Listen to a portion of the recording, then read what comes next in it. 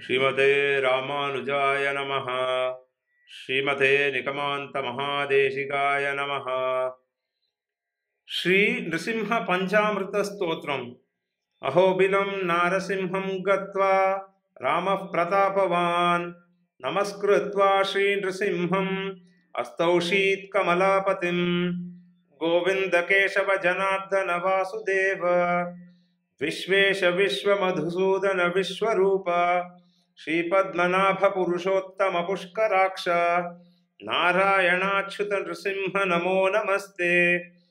देवाः समस्ताः खलु योगिमुख्याः गन्धर्व विद्याधर किन्नराश्च यत्पादमूलं सततं नमन्ति तं नारसिंहं शरणं गतोऽस्मि। वेदान् समस्तान् खलु शास्त्रगर्भान् विद्याभले कीर्तिमतीं च लक्ष्मीं यस्य प्रसादात् सततं लभन्ते तं नारसिंहं शरणं गतोऽस्मि। ब्रह्मा शिवस्त्वं पुरुषोत्तमश्च नारायणोऽसौ मरुतां पतिश्च चन्द्रार्कवायवग्निमरुद्गणाश्च त्वमेव तं त्वां सततं नतोऽस्मि।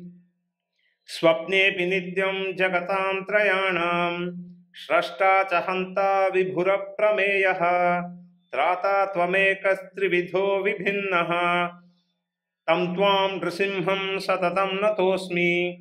इति स्तुत्वा रघुश्रेष्ठः पूजयामास तं विभुं पुष्पवृष्टिः पपाताशु तस्य देवस्य मूर्धनि साधु साध्विति तं प्रोचुः देवा ऋषिगणैः सह देवा ऊचुः राघवेण कृतं स्तोत्रं पञ्चामृतमनुत्तमम् पठन्ति ये द्विजवराः तेषां स्वर्गस्तु शाश्वतः।